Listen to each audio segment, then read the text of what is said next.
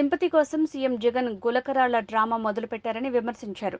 2019లో కోడికత్తితో దాడి చేయించుకున్న జగన్ నేడు ప్రజల్లో వస్తున్న వ్యతిరేకతను సింపతిగా మార్చుకునేందుకు తనపై తానే రాళ్ల దాడి చేయించుకున్నారని కొల్లు రవీంద్ర విమర్శించారు. ఈ ఘటనపై అనేక అనుమానాలు వ్యక్తమవుతున్నాయన్నారు. జగన్ బస్సు యాత్ర చేస్తున్నప్పుడు కరెంటు తీసింది ఎవరో, జగన్ పయనిస్తున్న బస్సును చీకట్లో పంపింది ఎవరో తెలియాలన్నారు. దీనిపై సమగ్ర విచారణ జరపాల్సిన అవసరం ఉందన్నారు. ఆ కోడికత్తి డ్రామాతో సింపతి పొందాలని అదొకటి. బాబాయిని హత్య చేసి ముందేమో హార్ట్ అటాక్ అన్నారు, తర్వాత ఏమో గుండెపోటు అన్నారు, తర్వాత ఏమో గొడ్డలిపోటు అన్నారు.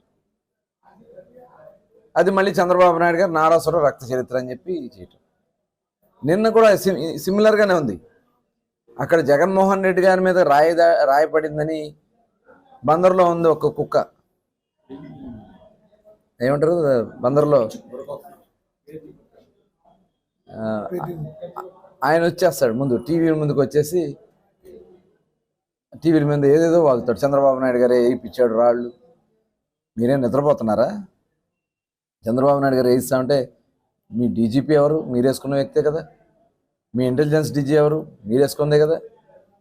ఇవాళ ఏంటంటే ఏదో రకంగా ముందుకు వచ్చేసి ఆ అంబటి రాంబాబు కూడా పేరు నాని గారు కూడా పేరు అక్కడ ప్రెస్ మీట్లు పెట్టేసి విమర్శిస్తూ ఉన్నారంటే ఇవన్నీ కూడా చాలా అనుమానాలకు తావిస్తూ ఉన్నాయి.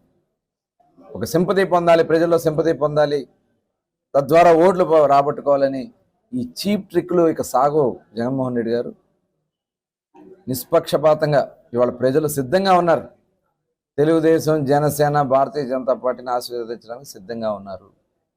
నువ్వు ఎన్ని డ్రామాలు ఆడినా, ఎన్ని రకాలుగా నువ్వు పొర్లు దండాలు పెట్టినా ప్రజలు నిన్ను నమ్మే పరిస్థితిలో లేరు.